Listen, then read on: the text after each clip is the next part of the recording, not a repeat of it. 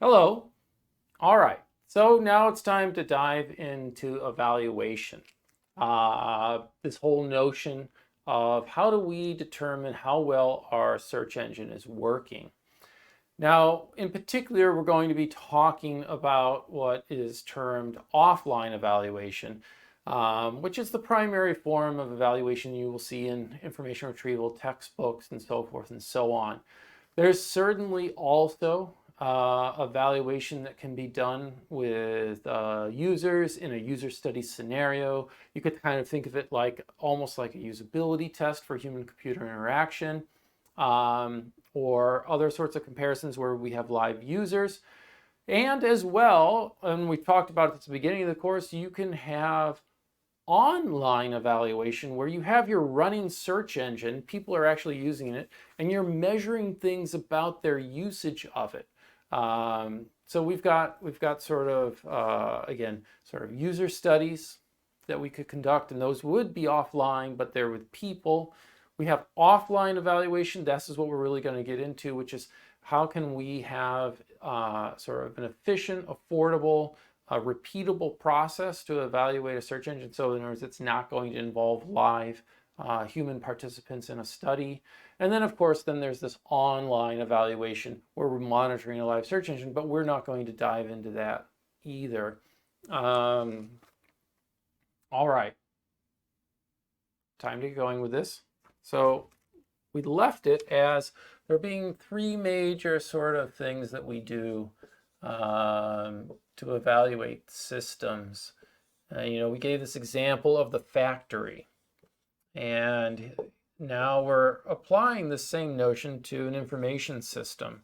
And those three things were, you observe the system, you're going to create some sort of model of it, and then you're going to use that model to be able to make predictions. And the idea being is that once you have this model, you can, maybe change the ranking algorithm within there and see, all right, what do I predict the change in quality is going to be? All right, let's look at this in a little bit more depth again, what we actually mean by this. So this observe is all about really kind of starting for a search engine, which is to observe your users. You need to get out there somehow and see what they're doing. Now, I would not say that an online measure, so in other words, just, I'm measuring the clicks and stuff, that's probably not what you want. You probably need to see more in detail about what's going on, but it would be good. You'd be observing the online users at least to a certain extent. You might not understand quite what they're doing. It'd be better to see them in person. But no, something where we're observing the system in action. And then, this goes along with basically also thinking about, as you do this, what is your measure or measures of success, or how are you going to know if it's working well? So you'd be observing, and you should be able to think about what it is that you really want to know. If you want to talk in sort of more business speak, this would be the KPI, the key performance indicator, or KPIs. So plural, you have more than one indicator that you're using to understand the performance of the system. I've never seen this in information retrieval though, so it's not information retrieval speak. We'll talk about evaluation measures, evaluation metrics. We'll talk about effectiveness measures. We'll have other sorts of measures and things that we do when it comes to these user studies and stuff. So there's all sorts of things that we measure. We don't talk about KPIs, but the idea is largely the same. We have to have some way of measuring the system and detecting is it working well or not. And we certainly should have an idea of what's going on here, and a way that what sort of our real goal is for measuring.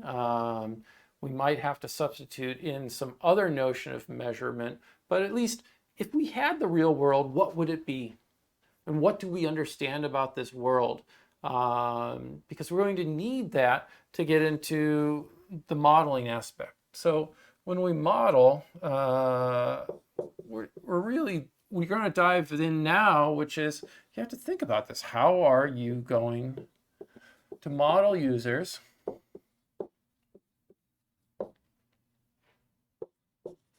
And it's not just the users, it's also the search engine.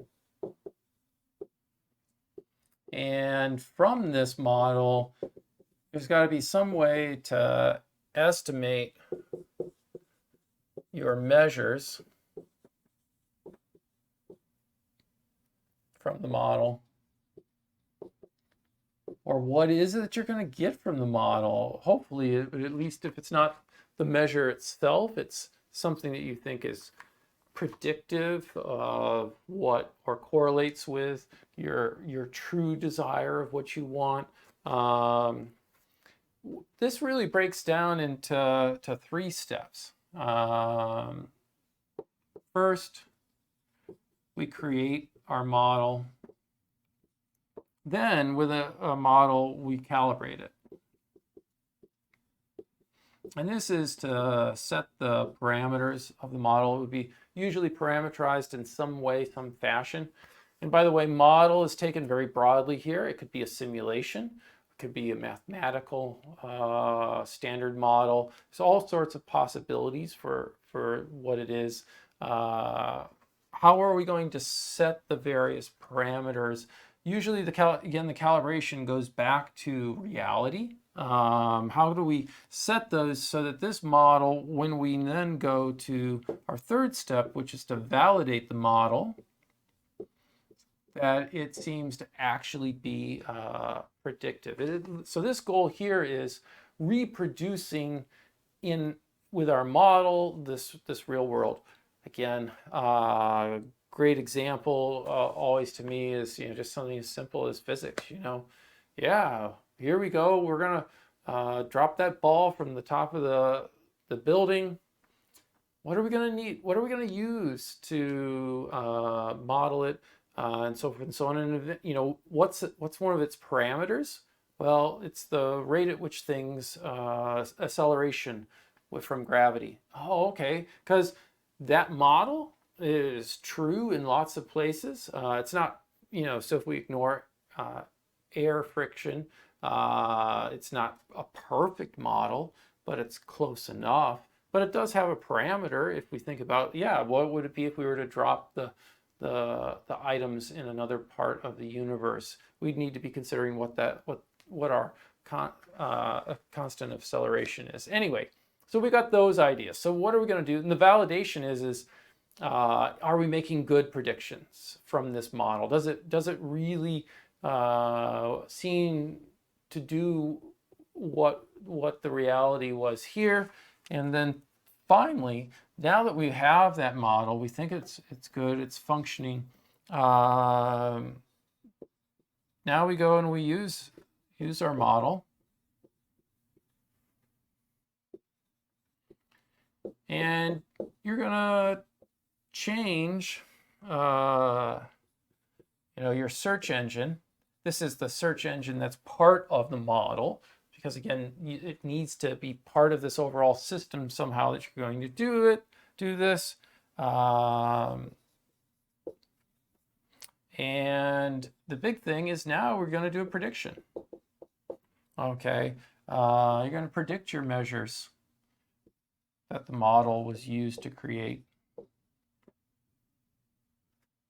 or measures of interest. What is it? And the idea being is, well, we could try, for example, lots of different, imagine different ranking algorithms for our search engine. Those would plug in to the model, and from that then we get predictions of whatever it was that we cared about. What was our sort of key performance indicator? That's the idea. Now You won't actually see, if you look in many textbooks, it presented this way. I think this is it's not a super new idea, okay? Obviously, existing fields such as industrial engineering, management engineering, whatnot, have had this notion, and even just science for a very long time. Okay, observe the world, model it, make sure your model is predictive, and then this is the one where we get to play around with the model. That this is much more like taking the simulations and modifying the simulations. This is the thing that lets us estimate whether our changes will be valuable without having to try them out with a real experiment in the world. First, we get to try them out here, and then if they seem good, then we try them usually on a trial basis, and then roll them out to everyone else. All right. Now, I want to note some things about this process. So I'm all over the place right now. I say, oh, you're probably not going to see this in textbooks. Yeah, most of the textbooks are older than this. This idea is becoming more and more prevalent, I believe. There is an overhead to it in that, wow, you're going to have to observe and model and predict. It's a fair amount of work to do this. But it is a way to end up with a process that allows you hopefully to do something where those predictions are useful to you, rather than sort of I hope what I'm doing is predictive. We also have a lot of stuff historically in information retrieval with evaluation that is based upon common sense. It's actually good common sense. That these common sense measures have been able to drive the field for decades. There were some controversies that perhaps they ignored users and things, and this is partly a strong response to that, to say, no, there's nothing wrong with the idea of observing, modeling, and predicting. This is what science does, so we can do the same thing in information retrieval. It's a very complex problem because we're dealing with humans and trying to make predictions, but we can do this here as well. Perhaps I'll be able to get more into the history at another time. Nevertheless, one of the things I wanted to mention about this is absolutely that I mentioned changing the ranking of the system. I regret that I erased my whiteboard now because I'm not pointing at anything. But I want to note that it is possible to evaluate changes to the user interface. This is similar to when we give the example of figuring out things for the factory. You could actually try rearrangements, so people on assembly lines would be working in different ways. It's like changing the user interface. The users are going to use the search engine in some different way. Now,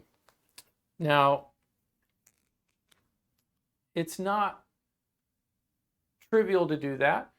If it is trivial, it might mean that in many regards, we're going to be making things up and we're going to just be seeing about possibilities. We're not really going to make good, solid predictions to make final decisions about should we make this change or not.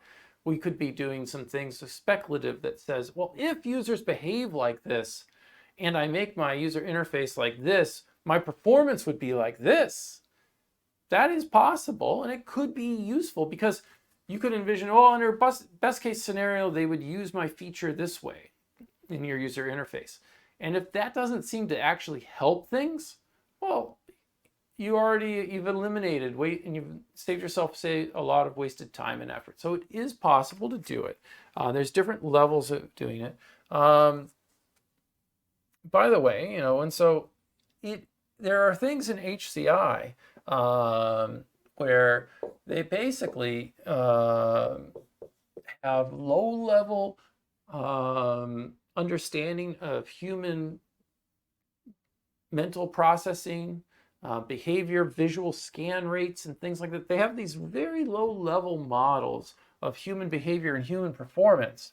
So what I will say is if your model is low enough or low level enough, so in other words, it really gets down to, oh, people look at this, they will do this, they make these sorts of decisions, and you could actually model that.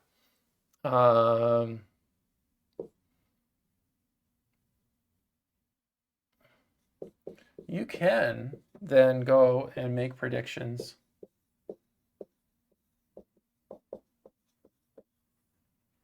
of user behavior, for example, over different interfaces.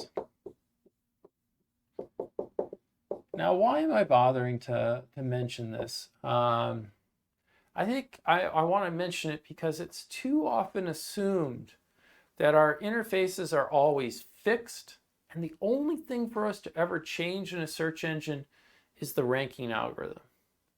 And that's absolutely not the case. So keep in mind that a search engine is absolutely, you have this user interface, but it is combined with the algorithms behind it. Okay.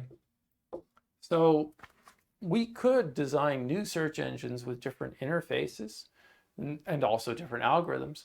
It's not just we have one user interface for search engines.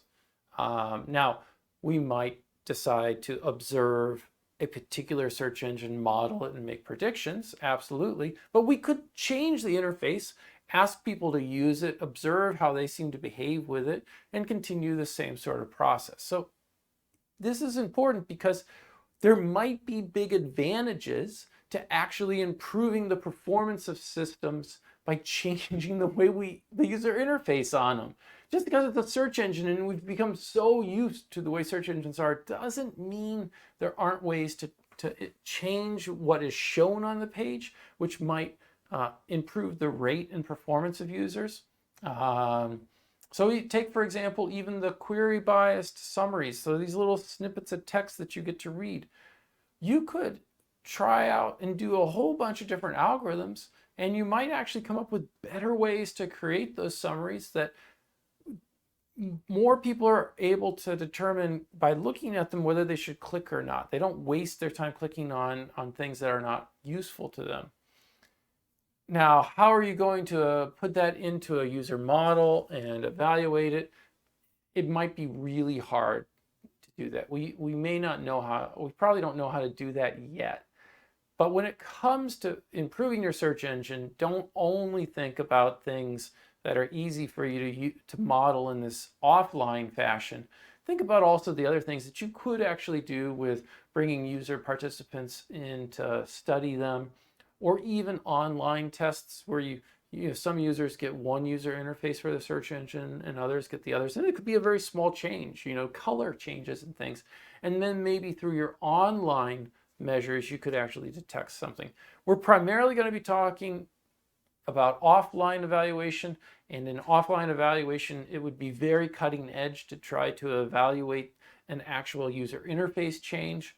So that would not be commonly done today. We still have so much to learn about how people interact with search systems and the user interface parts that we're not really to that level of how to model that. But there is definitely a direction, and people have looked at these sorts of things. But don't forget, you might be able to improve things with the search engine interface. And in fact, there's really three parts to a search engine that you can consider improving. You can improve the user, the interface, or the algorithms. And of course, you can improve any combination of them or all of them as well. Now, what do I mean by this, though? I already just talked about interface and algorithm because that is the search engine. But the user, what does it mean to improve the user? Well, you could actually have user education. we could actually teach people about the search engine. You could ask them to watch a video that gives them education on how to be a better searcher. If everyone watches that video and we, on average, we get a 20% improvement in people's ability to find what they're looking for or something, we haven't changed the interface of the algorithms, that's actually a huge win. So let's not forget that there are things that we might also be able to do that actually can improve how people use the search engines, not just from building them, but through our education and other components that could absolutely be a valid approach. All right, so we've talked sort of at a high level introduction to this evaluation where we want to observe people, then model, then predict. So let's go ahead and take this a little bit further. All right. Let's dig into what are some of the things we know about the way users use search engines. There's actually been a lot of studying of it, thankfully, but there is still a huge amount more to be known and to be understood about the way people use search engines. But so let's talk about observe. So because through understanding the way people use search engines, that's going to give us more insight about the various ways that we want to evaluate them. All right. So this really, again, this is, we should ask and get into the question of what do we know about how users use search engines.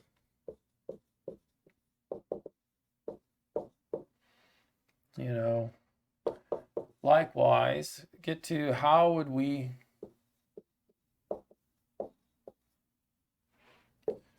measure some notion of quality or success or something along those lines. So first we're going to dig into this about users using, and then we'll talk a little bit about measuring. I want to point out again, though, that sort of this big picture of everything that users do is complex. People turn to search engines for a huge amount of information needs, and their usage of them, we don't know everything about how they're using them. Even if you watch those Google videos, Google says, oh, some large percentage of queries every single day they've never seen before. So there's always new behavior and new things that people are doing. So it's a very big problem. We know a fair amount, but it is definitely incomplete. I would say again, but we do know some details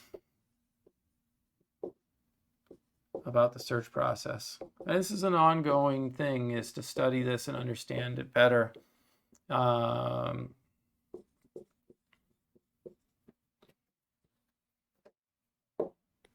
right.